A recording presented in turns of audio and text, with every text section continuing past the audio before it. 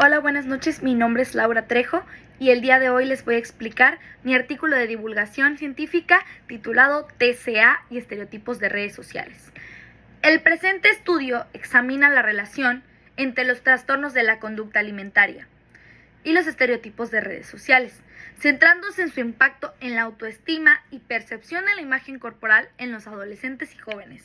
Se destaca el crecimiento preocupante de las plataformas pro-Ana y pro-Mía desde los años 90 hasta las redes sociales que conocemos en la actualidad, así como el aumento de casos de TCA en Quintana Roo, México. Se empleó un enfoque transversal correlacional mediante un cuestionario de Google Forms dirigido a adolescentes y jóvenes de 12 a 25 años de edad, habitantes de Cancún y Mérida. Los resultados de este estudio podrían contribuir a comprender mejor la relación entre el uso de redes sociales y los TCA, así como para diseñar intervenciones preventivas para el tratamiento más efectivas en esta población vulnerable. Bueno, pasando a la introducción, voy a proceder a explicar básicamente la relación de los TCAs con las plataformas de redes sociales. Las plataformas en redes sociales actúan pues como un espejo para cómo actuamos, cómo nos vestimos, hablamos de la moda, de las modas, mejor dicho, que son momentáneas y pasajeras. Entre estas entran los tipos de cuerpos. Hemos visto desde los años, en los años 90 fue básicamente la cúspide de los trastornos de la conducta alimentaria. Antes no existían las redes sociales y esa es la comparativa que básicamente es lo que quiero enfocar mucho. Que antes conocíamos los estereotipos o lo que estaba de moda por medio de revistas, blogs de internet. De hecho, en el año de 2006 a 2010, según la Asociación contra la Anorexia y la Bulimia, por sus siglas ACAB, estas webs crecieron un 470%. Las webs se conocían como pro-Ana o pro-Mía, refiriéndose a Ana, anorexia, y Mía, bulimia. Ok, según el DMS-5, Manual y Diagnóstico y Estadístico de los Trastornos Mentales, los trastornos de la conducta alimentaria y de la ingesta de alimentos se caracterizan por una alteración persistente en la alimentación o el comportamiento relacionado con la alimentación que lleva a una alteración en el consumo o en la absorción de los alimentos y que causa un deterioro significativo de salud física o funcionamiento psicosocial. Esto tengo entendido que es básicamente una alteración tanto en la percepción de cómo vemos nuestra imagen corporal y cómo los pacientes llegan a percibir los alimentos, la comida y la relación que entra con ello, que si como más, engordo, si como menos, adelgazo, por términos más coloquiales para mencionar. De igual manera, voy a leer las 3 características principales de la anorexia nerviosa y de la bulimia nerviosa, ya que es en los dos trastornos específicos que nos vamos a basar en esta ocasión.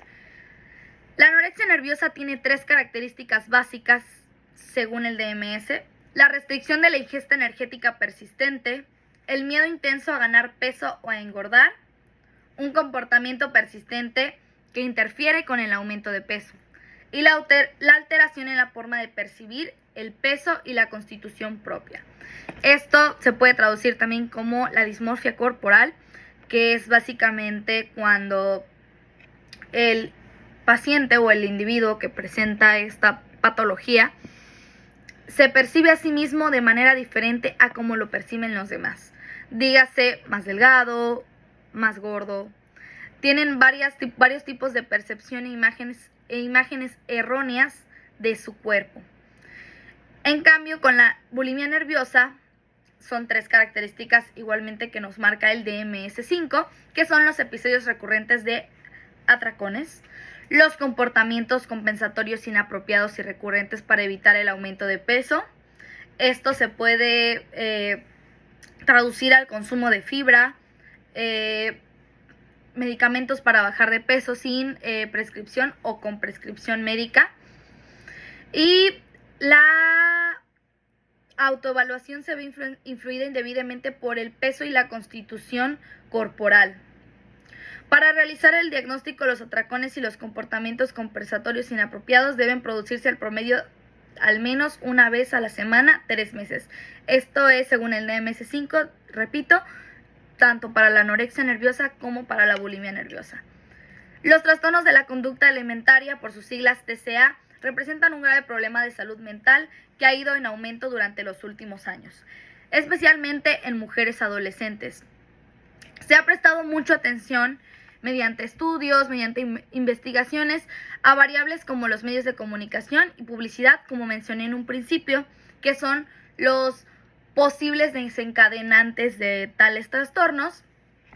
Sin embargo, la llegada de Internet cambió de manera más masiva desde los años 90, como se mencionó, con los blogs, páginas web, y no existía la restricción que hay hoy en día en redes sociales y por ejemplo, ahora si buscas en redes sociales TCA o anorexia o Ana o Mía, inmediatamente te va a arrojar una ventana que te dice si necesitas ayuda, estos son los números, ayuda gratuita.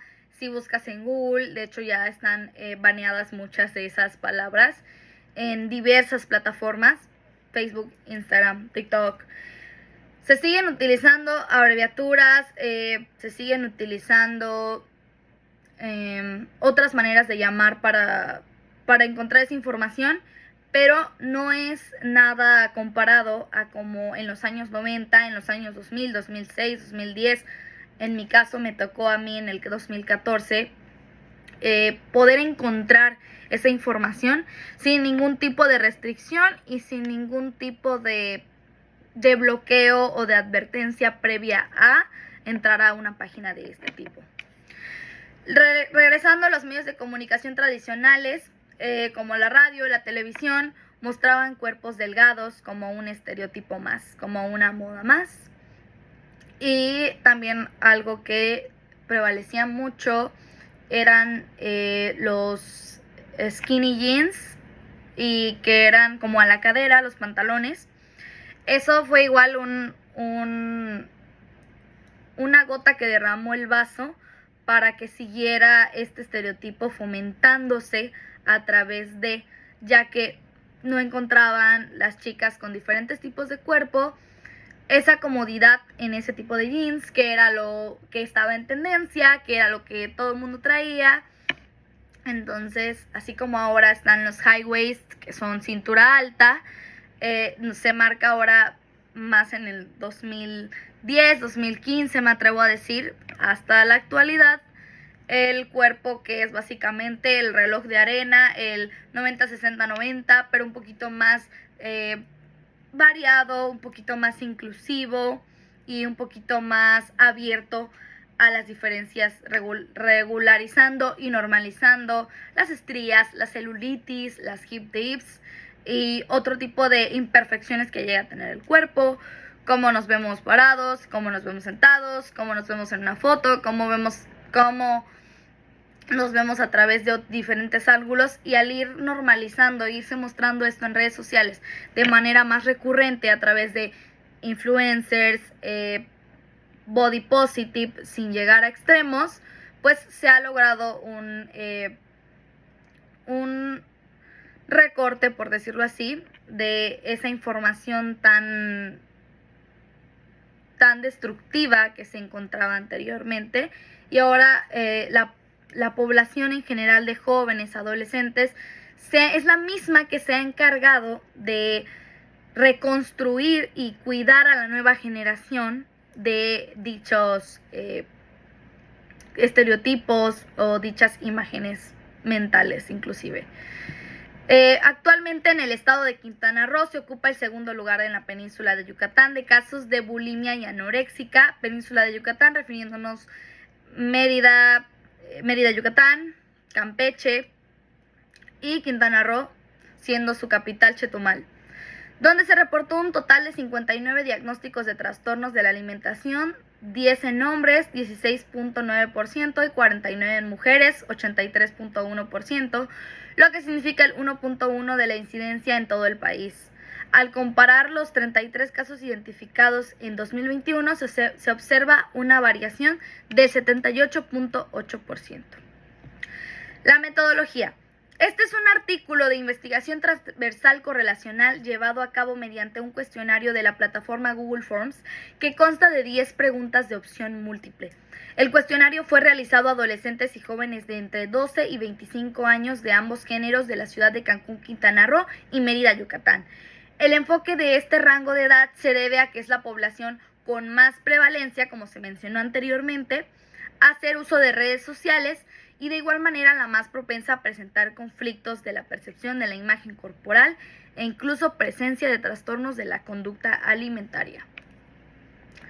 De acuerdo a los resultados, se generó un cuestionario mediante el Google Forms que obtuvimos 30 respuestas, 15 del género femenino y 15 del género masculino de entre 13 a 25 años de edad. En su totalidad eran estudiantes de secundaria, bachillerato, universidad. Y había 3 respuestas de estudiantes titulados y que ya se encontraban haciendo posgrado o maestría. Las preguntas fueron: ¿cuánto tiempo pasas en promedio en redes sociales? Y obtuvimos un 10% 1 hora, un 50% más de 5 horas y un 3% y un 40% 3 horas. ¿Qué plataformas de redes sociales utilizas con mayor frecuencia? Y los resultados fueron en su mayoría TikTok con un 56.7%.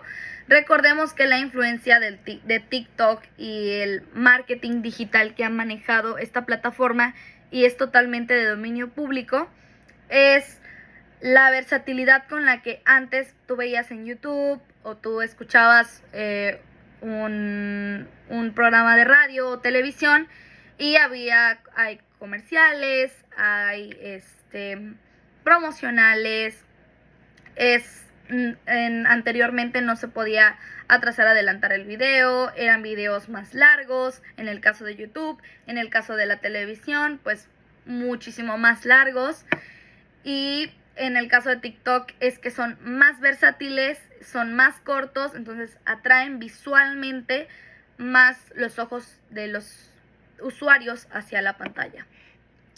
36.7 menciona que Instagram y un mínimo porcentaje de 6.6 menciona que Facebook. Respecto a la siguiente pregunta, propusimos cómo te sientes respecto a tu imagen corporal. Y un 66.7% propuso cambiar su aspecto, quería cambiar su aspecto. El 20% se sentía cómodo y el 13.3% le gustaba mucho la percepción con la que tiene. Creo que desde aquí se ve cuál es lo que predomina en este rango, que es cambiar el aspecto físico. ¿Qué más en un momento vamos a analizar? ¿Tienes miedo a aumentar peso? ¿Te preocupas constantemente por tu apariencia física? Un 63.3% en su mayoría puso algunas veces, un 30% siempre, y solamente un 6.7% puso nunca.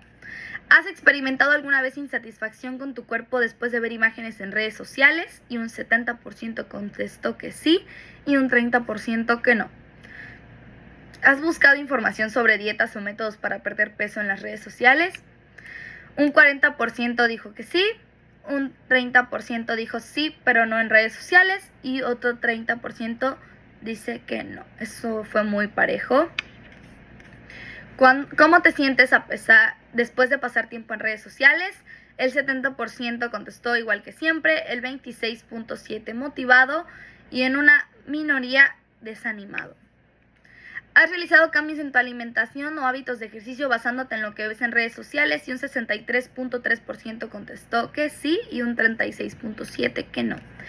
¿Has notado que tu vida social, familiar o laboral se ve afectada por tus hábitos alimentarios o preocupaciones por tu peso? Y un 63.3% contestó que no. y un 37.3% que sí. En la discusión, los resultados a primera vista van arrojando lo que la población encuestada y de ese rango de edad opina o percibimos a primera vista. Revelan una relación preocupante entre el tiempo dedicado a redes sociales, la insatisfacción con la imagen corporal y adopción de comportamientos relacionados con la dieta y el ejercicio, más que nada por la pregunta de que quieren cambiar su aspecto físico, y la constante exposición a imágenes idealizadas y la presión para alcanzar los estándares de belleza, nuevamente promovidos en dichas plataformas, pueden generar ansiedad, comparación social y un deseo desmedido de cambiar el propio aspecto físico.